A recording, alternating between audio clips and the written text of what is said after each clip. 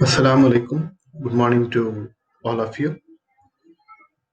Today we are going to see the third prose in celebration of being alive by Dr. Christian Bernard. Well, Christian Bernard.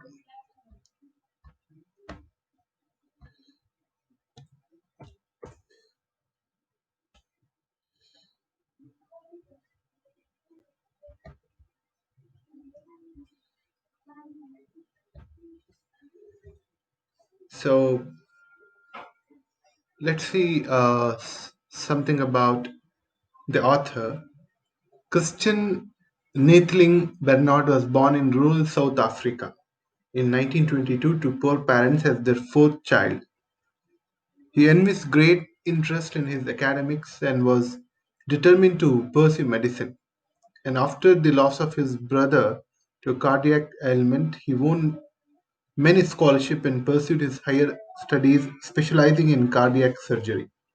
As a cardiac surgeon, Bernard focused on congenital and complicated cardiac conditions for which there was no cure at that time.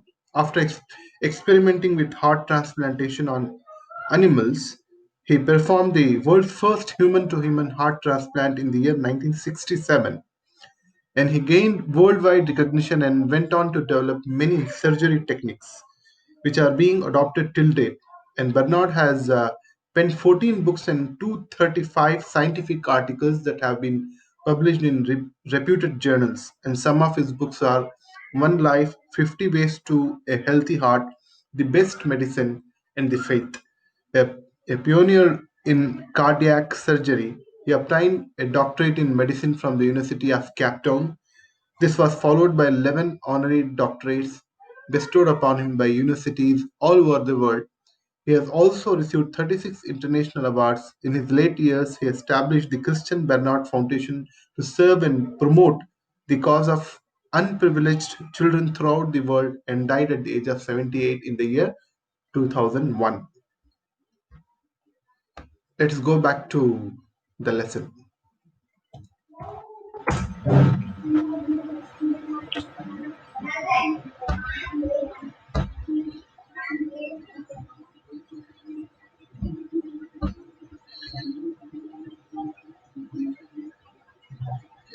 In celebration of being alive.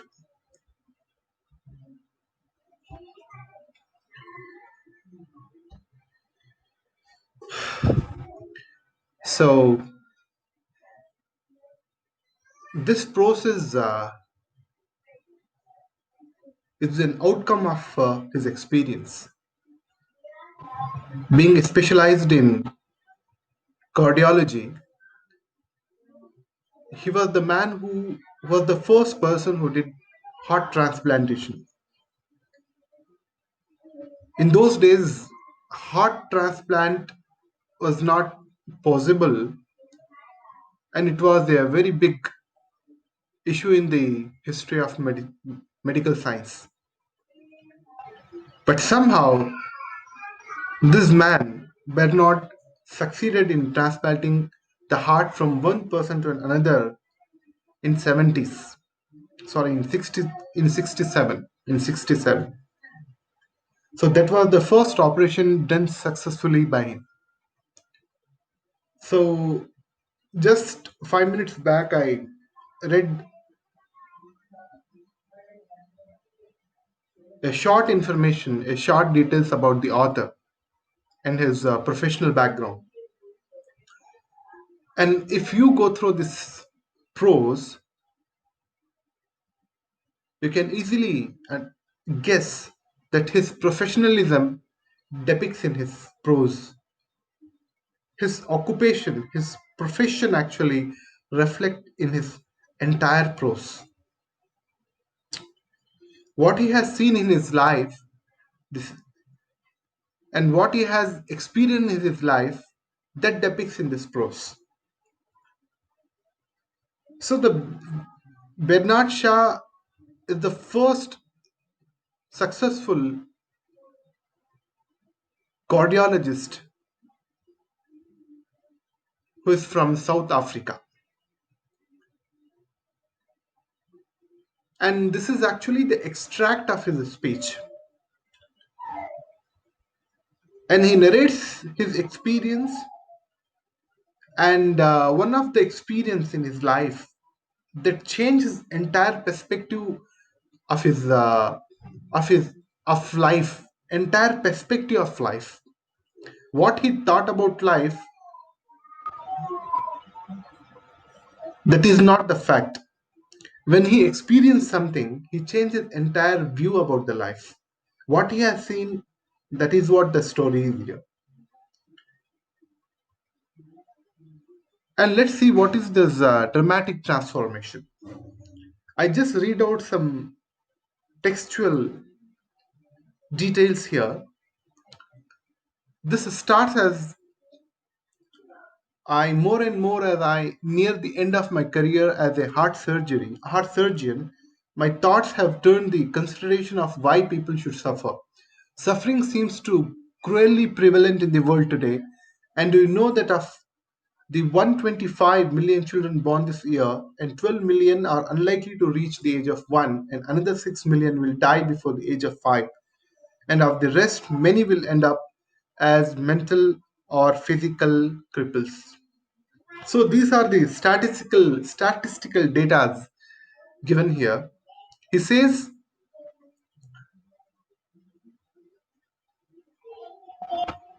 every year 125 million children are born, and 12 million are unlikely to reach the age of 1. Approximately, it is somewhere nearby 9% of the entire population actually not reaching the age, not reaching the, not even, they are not completing even 1 year of their life.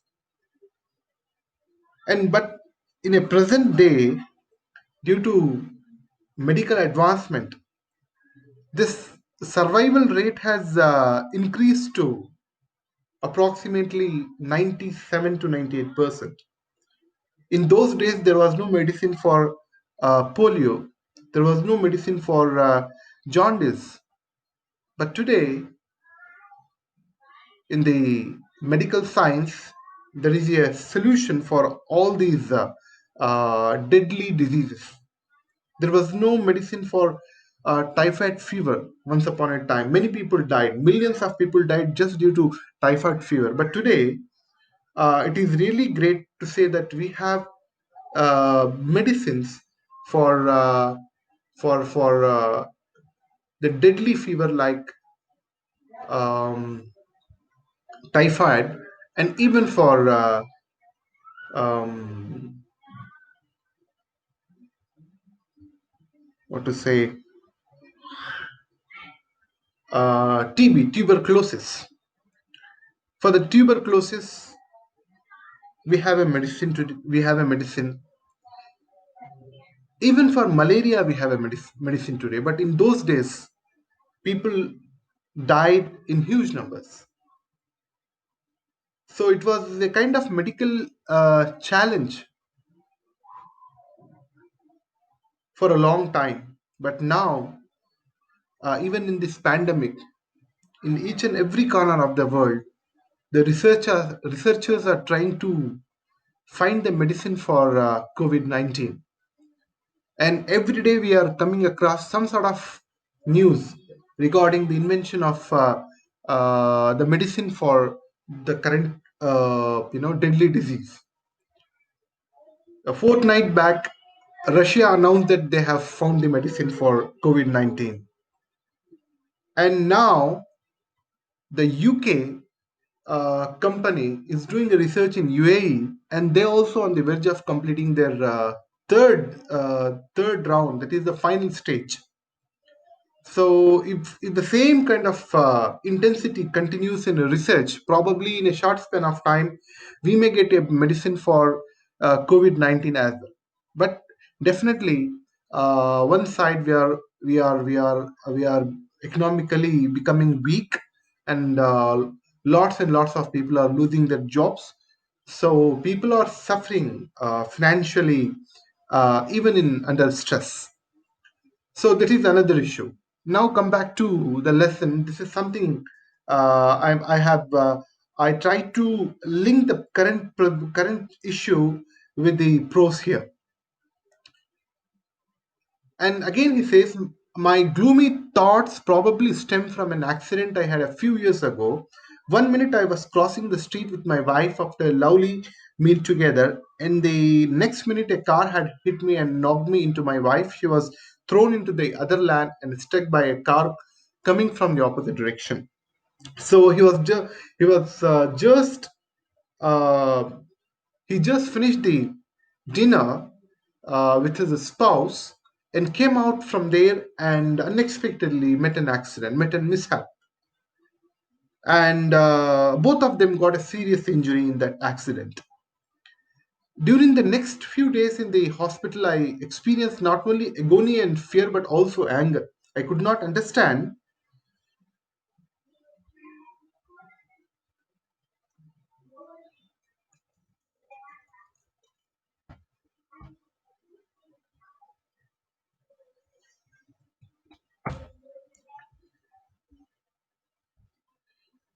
why my wife and I had to suffer. I had 11 broken ribs and perforated lung. My wife had a badly fractured shoulder over and over. I asked myself, why should this happen to us? I had work to do. After all, there was a patient waiting for me to operate on them. My wife had a young baby who needed her care. Sometimes, in spite of doing good for everybody, sometimes people become a prey of unexpected thing. This is what happened even in the case of Dr. Bernard. Though he was a doctor by profession, and he used to serve a lot of people, he used to save a lot of life of the people, but in spite of that, it is his fate that he had met a serious accident. So internally, he was bluffing, and he was raising a kind of question in himself that why he faced such a kind of mishap, because he did not do bad for others, he did only good for others. So he was putting a kind of question to his conscience. And my father, had he still been alive, would have said, my son, it's God's will.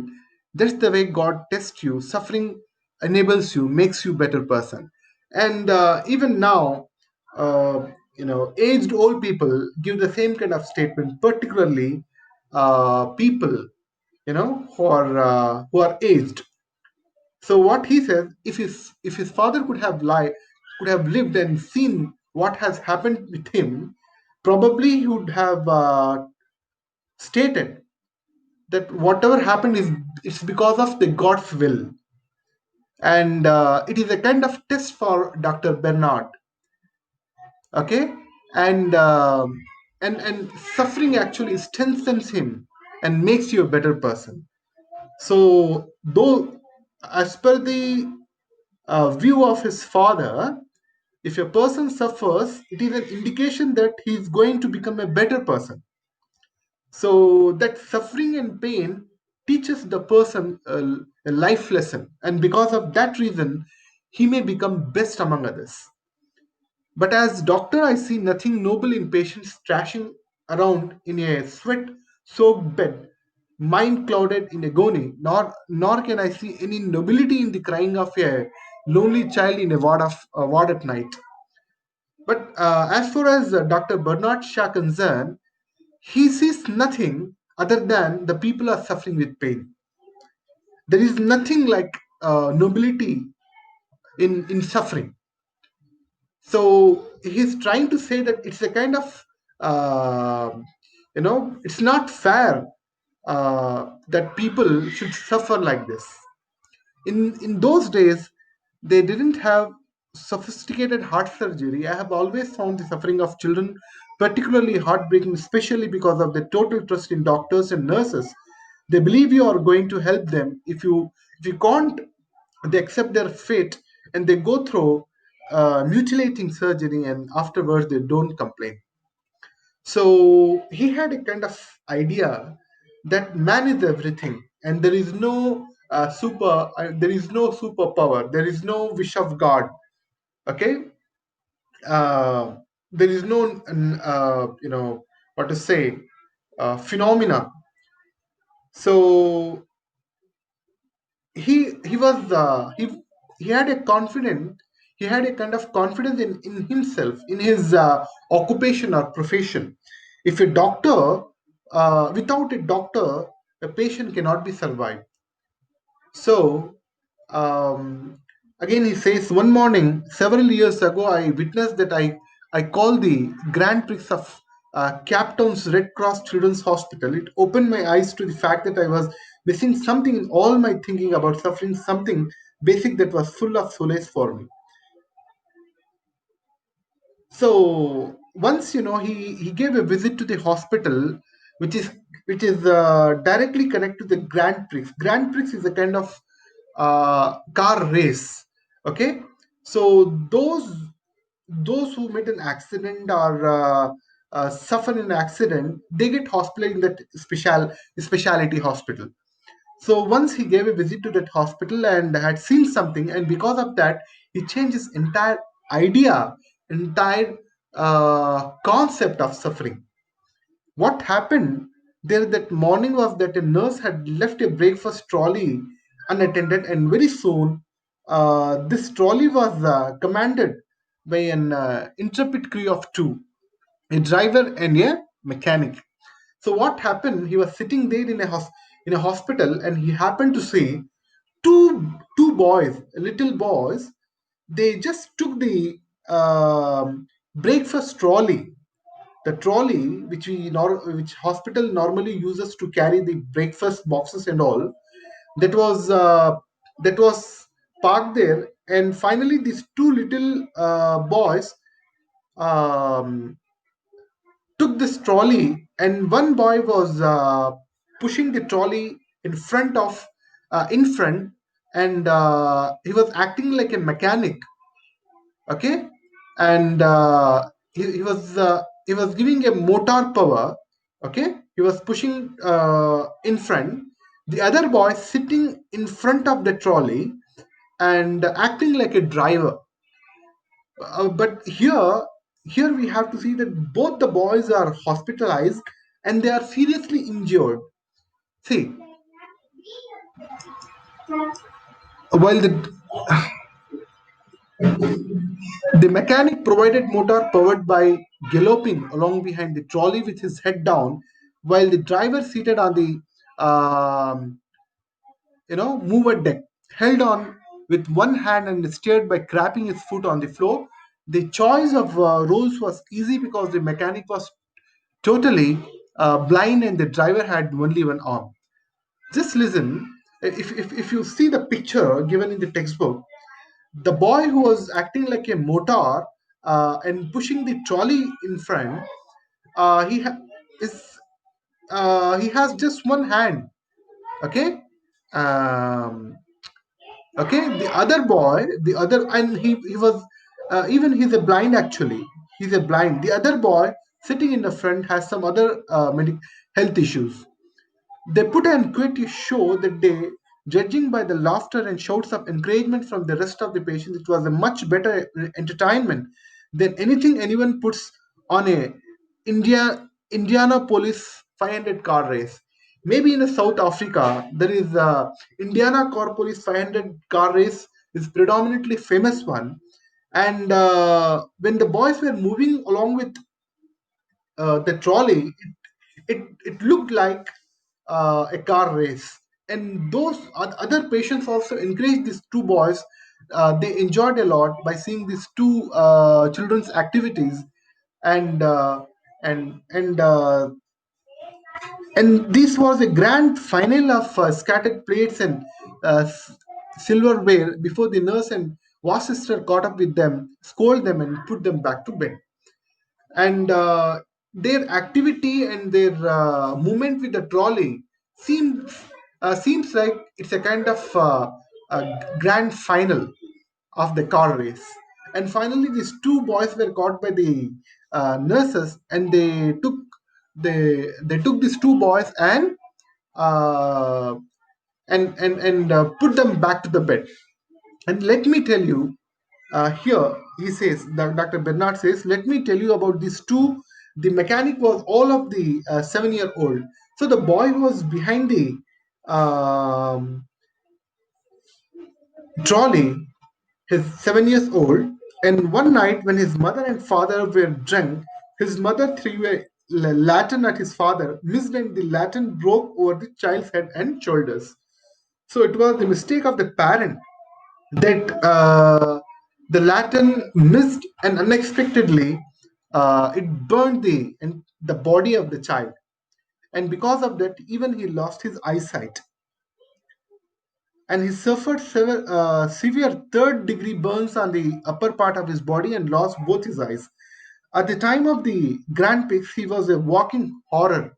So he was so powerful and aggressive, and at the time of the Grand Prix, he was walking horror with a disfigured face and long flap of skin hanging from the side of his neck to his body. So his face was completely disfigured because of that burnt, the severe burnt.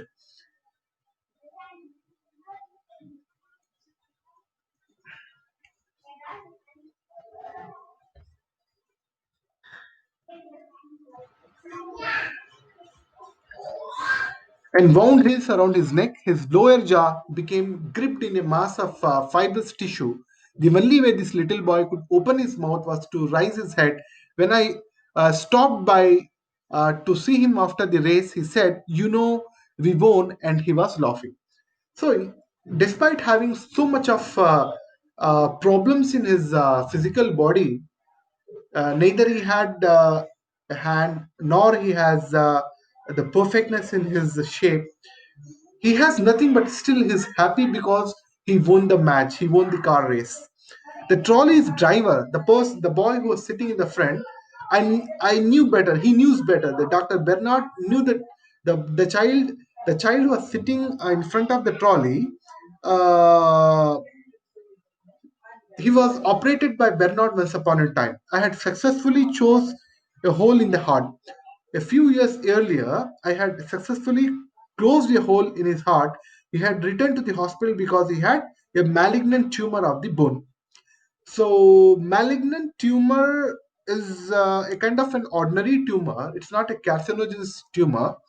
So, to operate the tumor in the bone, he was hospitalized. A few days before the race, his shoulder and arm were amputated. Amputing of amputation means removing of hand. Even his shoulder was removed. There was little hope of his recovery. After the Grand Prix, he proudly informed me that the trolley's wheels were not properly oiled, but he was a good driver and he had full confidence in the mechanic.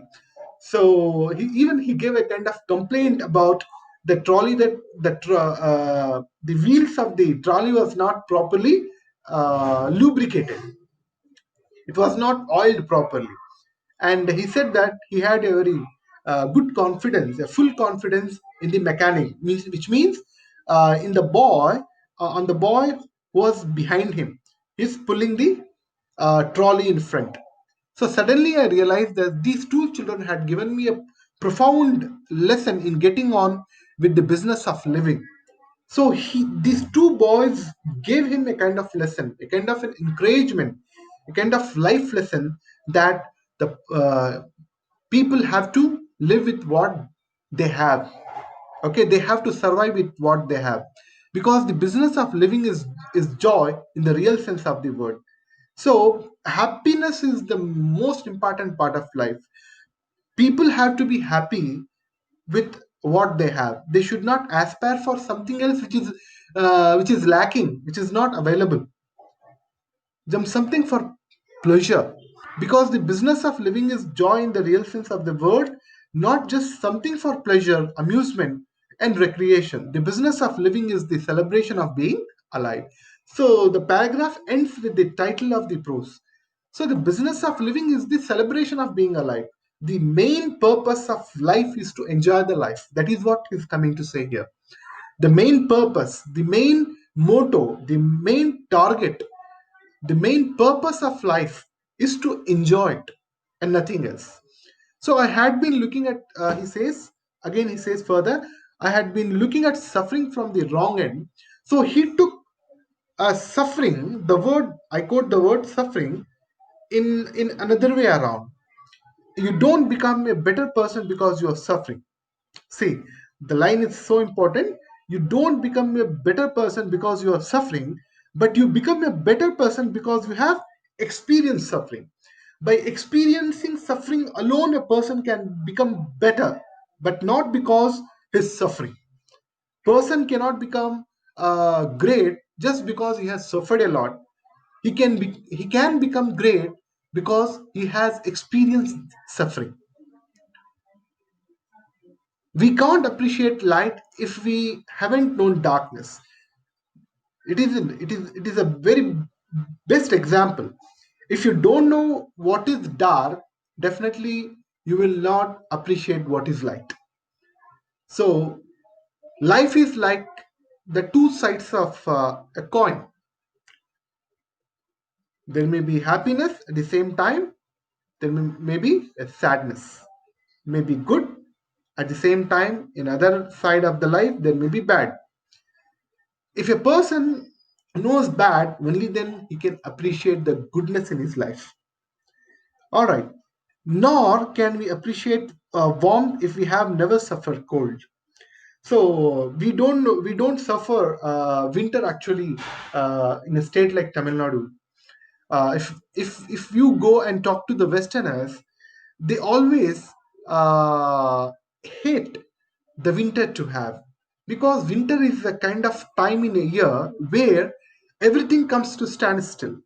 A schoolboy cannot go to school happily in a convenient manner. Office goer cannot go to office conveniently. So everywhere there is a snow, everywhere there is a road blockage. So everywhere there is a accident due to ice. Okay, sometimes people even get trapped in icebergs. Okay, so winter is a kind of curse for the Westerners. In that perspective, he says, um, nor can we appreciate warmth if we have never suffered cold. Suppose you are going to some cool places, particularly in the month of January and February, even to the place like Uti. If you stand there in the open place for 5 minutes, your hair will get goosebumps. Your hairs will get goosebumps. Without a security blanket, without shelter, you cannot stand on the road. So when you get into the closed room, or if you're using a warm water even to wash the hands or faces, the face, you will feel so happy, and you will have a shy of relief from the chillness. So these children showed me that it's not what you have lost that's important. What is important is what you have left. So from the experience of from these two boys, Dr. Bernard Shaw realizes uh, and understands. He figure out that uh, what what is not see,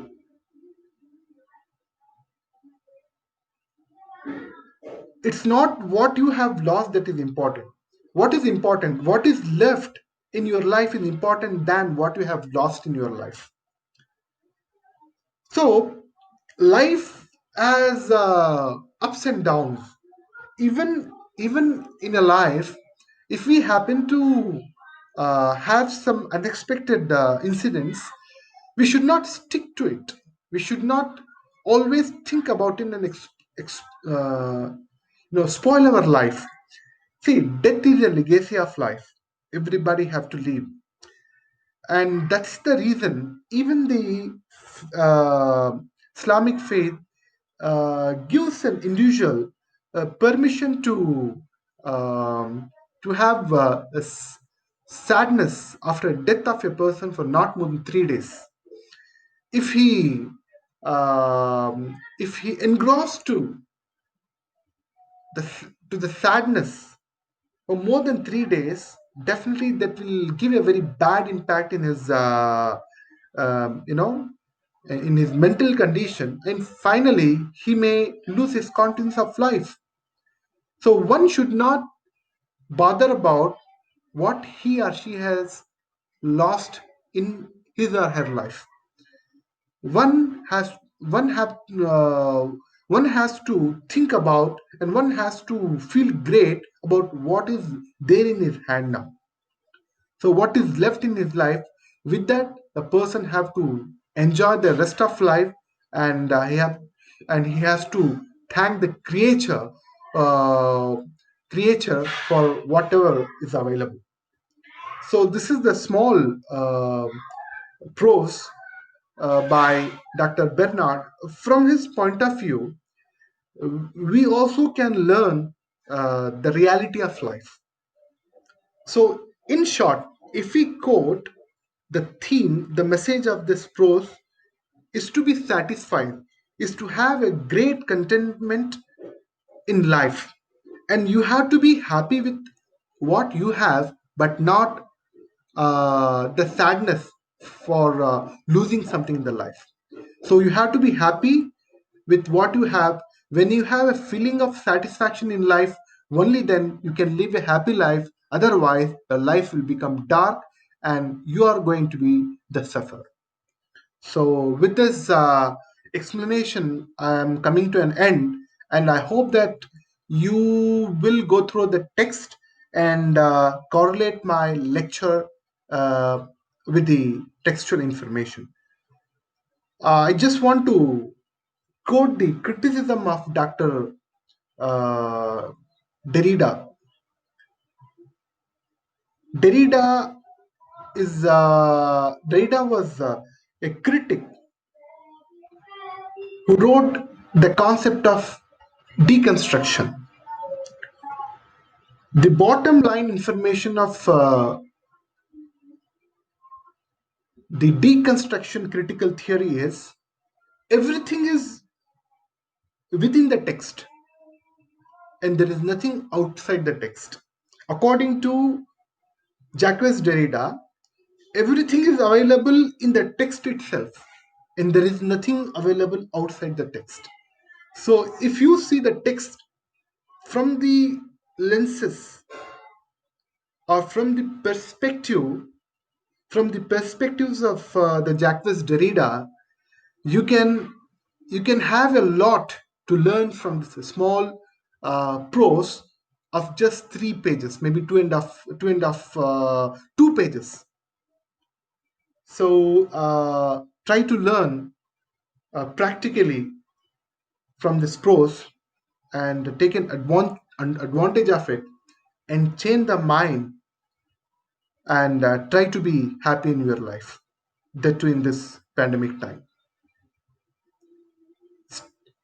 Stay home and stay safe. Thank you.